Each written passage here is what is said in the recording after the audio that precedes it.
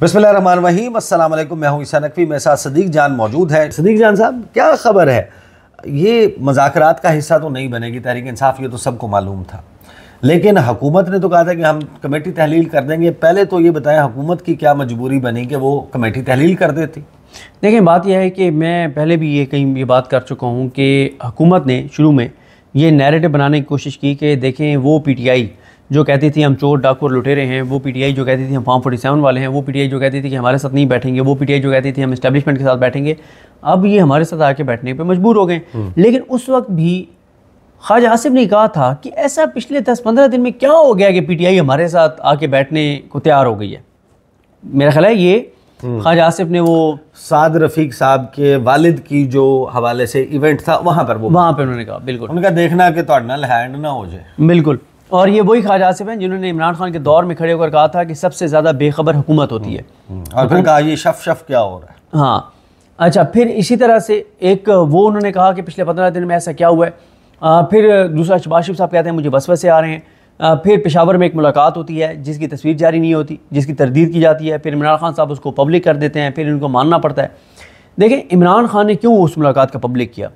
क्योंकि इमरान खान मुल्क की खातिर बात कर रहे हैं, उनको मुल्क की खातिर कुछ चीज़ों पे वो बात करने को तैयार हैं। अपनी ज़ात के लिए उनको कुछ चाहिए नहीं, अदालतों को उन्होंने मैनेज करवाना नहीं है, कोई विनिंग हार्सेस उन्होंने पार्टी में शामिल करवाने नहीं है, रिगिंग उन्होंने करवानी नहीं है, काजी जैसा कोई शख्स जो है उसको उन्होंने लगवाना नहीं। जब उनकी ज़ात का कोई मसला नहीं है तो उन्होंने पब्लिक कर दिया। उन्होंने क्या खुफिया रखना, पब्लिक करो कि मुलाकात हुई है और खुशाइंद है वो मुलाकात के। अगर वो बात करने को तैयार हैं मुल्क की खातिर, तो मैं तो पहले मुल्क की खातिर बात करने को तैयार हूँ। और फिर शहबाज शरीफ साहब कहते हैं मुझे वसवसे आ रहे हैं। फिर हुकूमत जो है वो 16 को पहले प्रेस कॉन्फ्रेंस करती है कि पीटीआई का कोई मुतालबा नहीं माना जा सकता, और फिर बाद में कहते हैं नहीं जनाब वो अभी हम टाइम लेंगे और देखते हैं और ये वो सारा कुछ ठीक है, हम इसके ऊपर जो है वो सोच विचार करेंगे और एक को दरमियानी रास्ता निकालने की बात हो रही है। हाँ। अच्छा, मैंने उस पर रऊफ हसन साहब से पूछा ये दरमियानी रास्ता क्या है, तो उस पर उन्होंने कहा कि उन तक जो हुकूमती सर्कल से इतला पहुंची है वो ये है कि हुकूमत ये चाहती है कि जजिस पर नहीं लेकिन पार्लिमानी कमीशन कायम कर दिया जाए। उसकी हैयत क्या होगी ये उन्होंने नहीं बताया, लेकिन एक पार्लिमानी कमीशन 26 नवंबर और 9 मई पे बना दिया जाए, ये कोई बात चल रही थी दरमियानी रास्ते के तौर पे। देखें, वो बात चल रही थी, लेकिन इमरान खान साहब बड़े क्लियर हैं। उन्होंने बड़ी क्लैरिटी के साथ एक बार नहीं, ये कम से कम 6 से 7 बार इमरान खान साहब ने ये बात की है कि ये बहुत बड़ा ट्रैप है मुज़ाकरात, और इन मुज़ाकरात से कुछ नहीं निकलना। और इन्होंने इमरान खान साहब बार बार कह चुके हैं कि आप एवेल्यूएट तो करो कि मुज़ाकरात शुरू होने की खबर से लेकर आज तक हमने क्या खोया और क्या पाया, और हुकूमत ने क्या खोया क्या पाया। इमरान खान कहते हैं कि हुकूमत ने पाया ही पाया है, हमने खोया ही खोया है। इमरान खान कहते हैं कि 26 नवंबर पे हाइप ख़त्म हो गई है, आलमी दबाव ख़त्म हो गया है। और आपने सबसे पहले ये बात की थी कि मुज़ाकरात इसीलिए हैं कि दुनिया से जो दुनिया भर से प्रेशर आ रहा है, पाकिस्तान बता सके कि हम पार्लियामेंट सबसे बड़ा फोरम है और वहाँ पे हाँ तो इमरान खान साहब ये कहते हैं। और ओवरसीज़ पाकिस्तानियों ने इमरान खान साहब को पैगाम भेजा कि जब तक आप ये मुज़ाकरात का ड्रामा कर रहे हैं तो हमसे उम्मीद ना रखें कि हम किसी चीज़ को इतनी मतलब हाइप डिलीवर कर सकते हैं, चाहे वो खास तौर पर रेमिटेंसेस वाली कॉल हो या ह्यूमन राइट्स ऑर्गेनाइजेशंस वाली बात हो, और ये सारी चीज़ें। वो कहते हैं कि हम एक तरफ हाइप क्रिएट करते हैं, जब वो पाकिस्तान देखते हैं तो उनको चीज़ें नॉर्मल नज़र आती हैं, तो ये तो नहीं चल सकता। इस सारी सूरत हाल में इमरान खान साहब तो चाहते थे कि ये ड्रामा क्लोज हो, और इसीलिए आप देखें टाइम उन्होंने 31 जनवरी का दिया था, लेकिन 31 से बहुत पहले 24 तारीख को उन्होंने कहा कि मुज़ाकरात ख़त्म। इमरान खान को तो एक बहाना चाहिए था, वो तो क्योंकि बाहर पीटीआई के कुछ लोग ये बात कर रहे थे कि किसी तरह से ये मामला चलें और इमरान खान ने ख़त्म कर दिया। देखिए, इमरान खान अब जा रहे हैं यानी मज़ामत के सबसे एग्रेसिव फेज़ में जा रहे हैं, और उसके लिए वो फील्डिंग भी तब्दील कर रहे हैं, वो अहदेदार भी चेंज कर रहे हैं, वो ओवरसीज़ पाकिस्तानियों से बहुत ज़्यादा कम्युनिकेट करेंगे, अपने जो लोग उनसे मिलने जाते हैं उनके ज़रिए। वो सोशल मीडिया के पीछे कभी खड़े हैं और वो सोशल मीडिया को बहुत अप्रिशिएट करते हैं। वो सोशल मीडिया को, पार्टी को स्ट्रॉन्गली कहा है कि सोशल मीडिया को कोई टारगेट नहीं करेगा, उनके कोई खिलाफ नहीं जाएगा। तो इस सारी सूरत हाल में ईसा नकवी साहब, इमरान खान साहब बहुत एग्रेसिव पॉलिसी पे जा रहे हैं। और आज जो मेरी इत्ला है, इमरान खान साहब ने केपी की हुकूमत को कहा है कि 9 मई के ऊपर और 8 फरवरी के इलेक्शन के ऊपर, दोनों के ऊपर केपी की हुकूमत जो है वो जुडिशल कमीशन बना दे। अच्छा, और उसमें यह है कि आप लिखें पेशावर हाई कोर्ट को, अगर वो जुडिशल कमीशन बनाते हैं तो ठीक है, अगर हाई कोर्ट नहीं बनाती तो आप किसी रिटायर्ड जज पे मुश्तमिल जुडिशल कमीशन जो है वो आप बना दें। तो ये इमरान खान साहब ने, और साथ ही इमरान खान साहब ने जो मुज़ाकराती कमेटी है उसको तब्दील कर दिया है कि वही 7 रुकनी कमेटी जिसमें अल्लामा राजा नासिर अब्बास साहब भी हैं, सफदर अहमद रज़ा साहब भी हैं, असद कैसर साहब भी हैं, सलमान कमराजा साहब भी हैं, और उसमें अली मीन गंडापुर साहब भी हैं और ये सारी शख्सियात हैं। इनको इमरान खान साहब ने अब तब्दील कर दिया इनका टास्क कि बिज़ी ये रहेंगे, क्योंकि इनको इमरान खान साहब ने कहा कि आप ग्रैंड अलाइंस बनाएं, अपोजिशन अलाइंस बनाएं। इसमें जो हुकूमत के लिए सबसे ज़्यादा घबराने वाली चीज़ें हैं वो 3 हैं। एक, मारंग बलोच को ये ग्रैंड अलाइंस अपने साथ ले रहा है, और दूसरा KPK के जो जिरगे हैं उनको साथ ले रहे हैं, और तीसरा GD को साथ ले रहे हैं, और चौथा AJK की जो सिविल सोसाइटी है, जो वहाँ के लोग एक्टिव हैं, उनको साथ ले रहे हैं। GB ऑलरेडी खालिद खुर्शी साहब और ये सब बड़े एक्टिव हैं, ये सारे। तो ये एक है, और इमरान खान साहब तो इससे आगे ले जाना चाहते हैं, लेकिन उसमें शायद इमरान खान साहब को उस मामले में तो शायद इमरान खान साहब को नाकामी हो। और जो इमरान खान साहब चाह रहे हैं कि जो मुतासर हैं जो मुख्तलिफ़ कम्युनिटीज़ जैसे कि किसान हैं, उनको साथ मिलाया जाए। लेकिन किसानों को कैसे मिलाएंगे? PTI की ज़ीरो वर्किंग है ना। आपको मरकज़ी सतह पे तहरीक इंसाफ की सेंट्रल लीडरशिप जो है वो किसानों के मसले को हाईलाइट करती हुई नज़र आती है। पंजाब असम्बली में ज़रूर हाईलाइट किया, लेकिन पंजाब असम्बली जितनी कंट्रोल्ड है, ख़बरें भी नहीं चलती, वहाँ डिजिटल मीडिया भी इतना नहीं है, तो वो चीज़ नहीं हो सकी।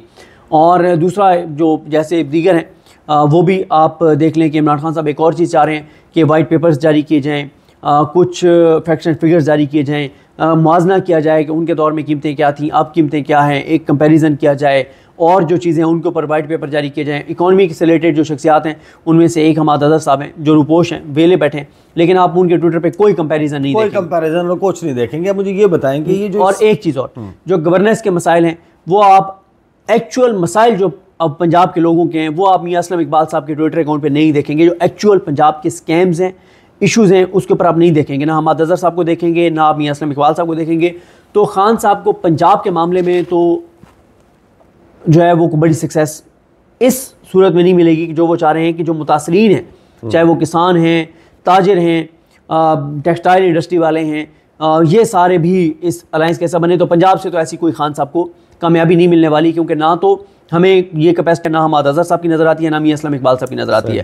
तो ये 3 इस वक्त फेसेस हैं पंजाब में। और जो ये हमारा ये जो एरिया है, यानी इस्लामाबाद और ये जो सारा रीजन है, यानी ये जो रावलपिंडी डिवीजन और इसके अजला, यहाँ पे मसला ये है कि यहाँ पे भी कोई उस तरह की हमें एक्टिविटी नज़र नहीं आती। और जो इस्लामाबाद है, आमिर मुग़ल साहब के ऊपर जितने सख्त केसेस हैं वो जेन्युइनली वो बिल्कुल ठीक है कि वो रूपोश हैं। तो यहाँ पे भी ज़ाहिर है जब तक उनके बारे में तो है ना कि वो फौरी तौर पे उठा लिए जाएंगे। मुझे ये बताएंगे खान साहब ने जो अब दो चीज़ें हैं। एक तो बड़ा दावा जो शहरी इक़्तिदार के सियासी ड्राइंग रूम्स में मौजूद है, इस वक्त रेजोनेट कर रहा है, जिसकी गूंज मौजूद है कि भाई इमरान खान, एक तो ये कि मुलाकात एक और हुई है बैरिस्टर गौहर की, वो शायद टॉप लेवल पर नहीं हुई, उससे नीचे लेवल पर हुई है, और मुतालबा ये है कि चंद दिन के लिए चुप हो जाए। अगर इमरान खान खामोश हो जाते हैं तो कोई मामला निकल सकता है उनकी रिहाई का, बाहर आने का। इस दावे में किस हद तक सदाकत है? दूसरा, जो मुज़ाकरात वाला मामला, उस पर मेरे शो में बैठकर रऊफ़ हसन साहब कहते हैं कि हमारे मुज़ाकरात हुकूमत से ख़त्म हो गए हैं, लेकिन जो असल में ताकत रखने वाले लोग हैं उनके साथ राब्ते जारी हैं और कोई अच्छी सूरत निकल आएगी। शेख वकास अकरम डिनाई कर रहे हैं, कोई बैकडोर राब्ते नहीं है। जैसे ही मेरा शो ऑन एयर हुआ तो उनके मुझे मैसेज आ गया, उन्होंने कहा कि ये बात दुरुस्त नहीं है। तो दरमियान में कहानी चल क्या रही है? अडियाला जेल से आज जो गुफ्तगू आई है उससे क्या? देखिए, इमरान खान साहब तो उनका मौक़िफ़ तो हर आने वाले दिन के साथ सख्त हो रहा है। अच्छा, अगर तो रऊफ़ हसन साहब की बात ये मान लूँ कि पसे पर्दा राब्ते चल भी रहे हैं, तो वो ट्रैप से ज़्यादा कुछ नहीं होंगे, वो सिर्फ टाइम गेन करने के लिए ट्रैप है, उसमें से कुछ नहीं निकलना। तो बाकी ज़ाहिर है अगर पसे पर्दा राब्ते हैं भी तो उसको PTI नहीं चाहेगी कि आप उसको इस तरह से TV के ऊपर आके और इस बात को एडमिट करें कि पसे पर्दा राब्ते हैं, अगर हैं भी तो। और अगर हैं तो ये ट्रैप से ज़्यादा कुछ नहीं है, इन राब्तों से, इन मुलाकातों से कुछ भी नहीं निकलेगा।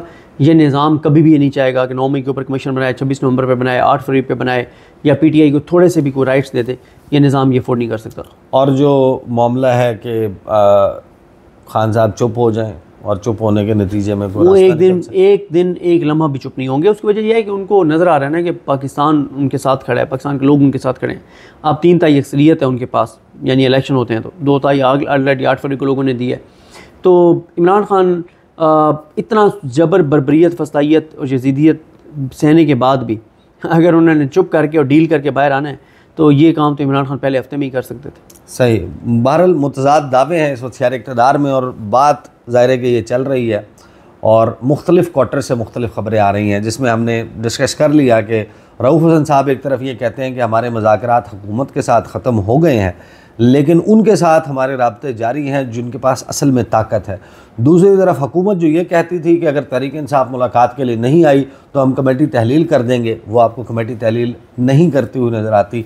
तीसरी तरफ इमरान खान है जो डयाला जेल में, जिन्होंने ज़िम्मेदारी लगा दी है उसी कमेटी की कि जाकर बात करें, अपोजिशन से एक ग्रैंड अलायंस बनाने की बात करें, और साथ में वो किसी टर्म्स पर आते हुए नज़र नहीं आते। ये है वो इस वक्त मंजरनामा जिसके ऊपर बहुत ज़्यादा डेवलपमेंट आपको आने वाले दिनों में होती हुई नज़र आएगी। अब तक के लिए इतना ही। मुझे और सदीक जान को इजाज़त दीजिए। अल्लाह हाफ़िज़।